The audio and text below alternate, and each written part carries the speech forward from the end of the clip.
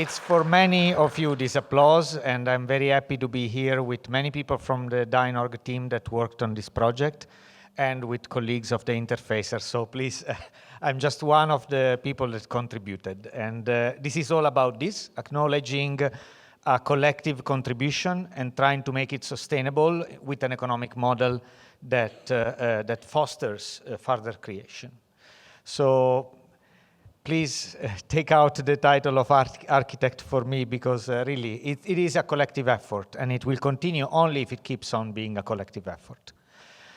I'd like to introduce you to what we have done, starting from the purposes, because often technicians become technocrats by putting forward concepts that may be too specialized for a large audience or just for a niche of people. So what is the purpose we have done this for is the most important question I want first to answer.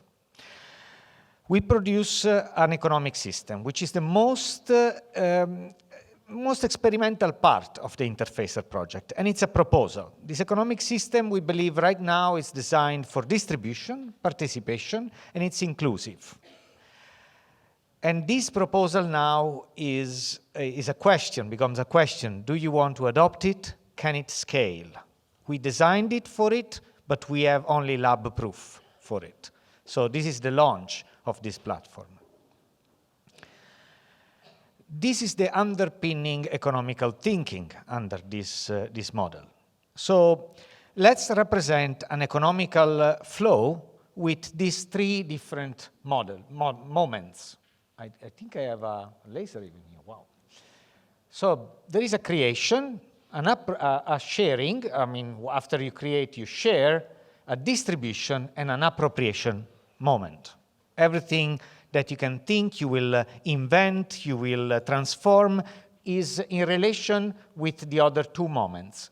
So every appropriation leads to creation. Creation is also inspired by sharing. Distribution is probably a moment that is more connected to sharing and appropriation. Distribution is the most, let's say, production level. Distributing means to package, to make something. And appropriate, it means also to relate it to your context, which is very important. So how, I argue, the current model in industry, in the modern industry, works is that the creator is seen as the architect, the author, that goes by appropriating, so contextualizing a creation, making it apt to a context, which may mean also translate a manual or adapt parts to the standards of a particular country, then distributes it, which is when the deal is made with a company, and shared by people, because people start sharing the idea of using this thing, buying it, and it makes money to the distributors. What we blocked with patents and with all sorts of proprietary blocks is the passage between sharing and creation. If you take something that has been shared on the market, that is gone to market, you cannot create on top of it. Often you cannot repair things. We had a campaign for the right to repair in Europe, in the US, in all the world. We had a transformation of devices so that they become less and less repairable. This is the moment that was cut, naturally. So what we argue when we talk about open source economy and this vision and ethos is to invert this flow. Naturally, as an open source developer, in the last 20 years, I worked in another way than the industry works. And that's why we are seen as revolutionaries or as strange people, as not really apt to business. But all what we do is just keep the wheel spinning. We create because we appropriate something that was distributed, that was shared. And sharing, distributing, appropriating, and creation is a complete circle that goes on. It's not blocked. We share things, and then one may ask, where comes the wealth? How can I survive off this? Which is a crucial question we try to answer. So I go in detail with this proposal, and I propose you the economic model that so far shapes the system behind the platform. We go with an example, and many of you are familiar with creative labs, fab cities. So we have Ada here that has a foldable bike idea and goes to her local fab lab. Ada shows her design to people, and people like her design. So she gains idea points. All her likes are idea points. I make a little footnote for the economists in the Saal, in the room. Idea points are debt. In the moment in which Ada proposes an idea that the community likes, she's creating debt, because the community will attribute her credit to help her to work on this design. So Ada is an entrepreneur. She steps in the room and she creates a debt for all the community because you give her attention. I am debtor to you because you are following me right now on this stage. Your attention is our value here. So Ada goes around and asks people to help her to realize her idea. People help her on different parts, on producing the parts. Of course, Ada will not be able, as I have never been able to build the software all alone, will need help, as everyone does. Everyone helping her will gain strength points. Strength points, footnote for the economists, are credit. People are offering their work hours. In Marxian terms, they are plus value. I could be doing my own project, but I'm helping you to do your project with shared shared production means. So what happens at the end is that once a product is released, the income should be shared by everyone that has created this flow. Because economy works with both things, with entrepreneurs bringing in ideas, with people helping them to realize them. So we have created a flow, contrary to stasis. So at the end of the cycle, and here is the trick, we can see through idea points and strength points the involvement of people in the flow of the place. And what we do, we delete the points. This is inspired directly by John Maynard Keynes, is actually a counter-cyclical system, is not accumulative, so we don't want capitalism of points here. You don't capitalize on these points because then you can do more projects. At the end of the cycle, the points are cancelled, and what we care is to measure the involvement of people into the place, into the production. So every cycle, the points get deleted, and there is a real token, perhaps a fiat money or a crypto token. We are ready to implement everything on this platform, but that doesn't matter really what is the final token, is what you can pay your rent with, what you can pay your life with, which is distributed. So what is the accumulation here is really what we have formalized is a sort of reputation into a system. And it's a reputation that you can carry on with you, which is the level of freedom you have in the moment in which you have a federated system. You will change your city and you will switch from Hamburg to Bali, or you will go to Jakarta or Jogja, and in the fab city there, it will be visible the track record of projects that you realized in Hamburg. So it's the reputation, the real capital, which is inspired directly to the open source economy. In fact, our hacker societies, we really thrive on reputation. So this system is online. You can actually try it out, and my colleagues have it on the screen, actually, right there.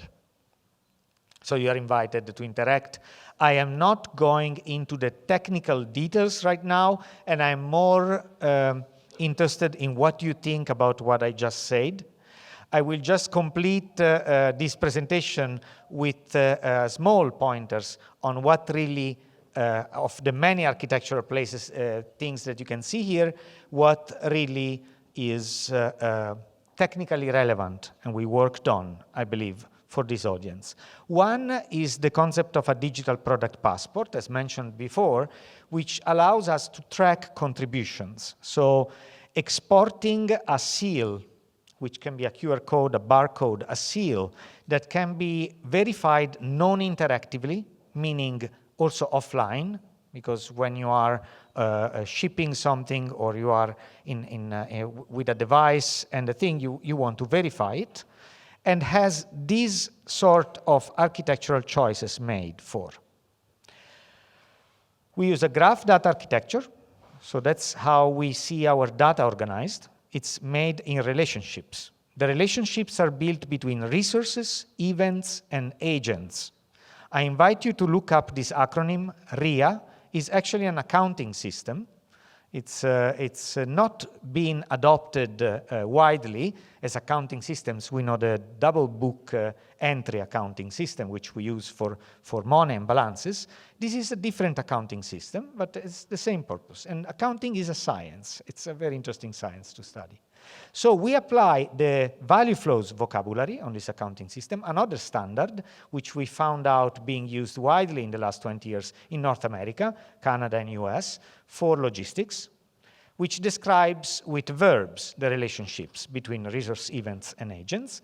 And we use a federated network to run all this. So we export identifiers through a network. This is how conceptually a digital product passport looks like.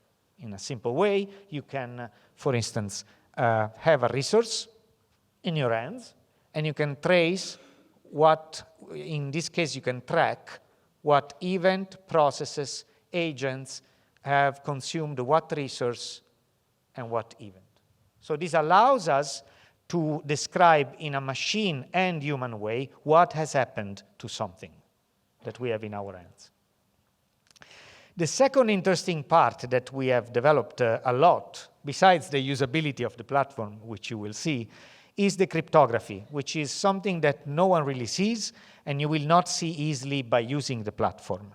The platform may look like something that you create a user on and you go on using it. But in reality, behind this platform, there are very advanced cryptographic technologies that allows you to own your data. How you do this? Basically, when you start making a user on this platform, you are creating a wallet inside your browser, inside your mobile, meaning the keys that you create for signing your operations are inside your mobile. We cannot even recover your password, which is one problem we had to solve. If you lose your password, we cannot give it back to you. We cannot reset it. You have to do a new identity. That's why we worked hard on usability. We created a set of questions which you can recover your password with. Password, very important. We did not build a passport for humans here. We built a passport for things, and that's what we like to be busy with. So our system actually supports pretty advanced things.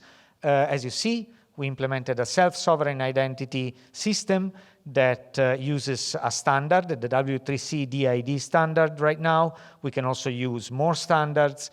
We are looking at Feeware's Orb Broker and other standards that are emerging in Europe. And we actually store this stuff on Git. It's pretty interesting. We have a revisioning system for our DID, for our distributed identity system. We are the first ones to do it. It was an intuition. Let's not use a database for identity. Let's use a file system. So imagine we can share the files. Every identity is a file in many different ways. IPDB, file sharing. You can download it, and you can revision it on Git.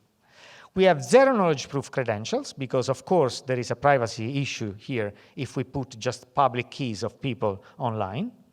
And we are ready for quantum resistance. We have done quite some research into the new standards for quantum resistant technologies. So bring it on, quantum computers. They will probably not break our system. Next steps. Of course, we are here celebrating the end of what I believe being a successful project. We are going to bring this all around Europe, and we hope also beyond.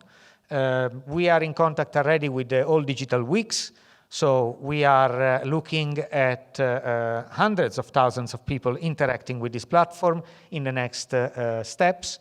In the platform that you see there already, we put in not only technologies coming from other European projects like Decode or Reflow, but also current projects like OpenNext that has produced a way to first import all 3D designs that you see online. So when you go on our platform, you will find thousands of 3D designs because we imported the Thingiverse, all the wikis out there with 3D designs. You can download them also from our platform, thanks to Losh, which is a software developed by OpenNext, Robin here. So not only that, we have also, very important, a quality assurance, a quality assessment tool. So we have an open knowledge hardware tool that can actually use certain standards to assess the quality of the repository that you have in front. How much documentation is there, what kind of code, the coverage, the testing, and so on and so forth. So we have created incentives for you as makers to actually use this platform and find it useful in your work, but also let your work be accounted, have a track record, so that you can grow your one of your identities on this platform. So I'm very curious, and this is a big thanks for everyone being here. I think I reserved some space for reactions, and I'm very, very interested in your reactions about what I have all shown you, because probably this is like the most in detail, and also, keep in mind, most experimental part of our work. So I will break the ice and step down this damn stage because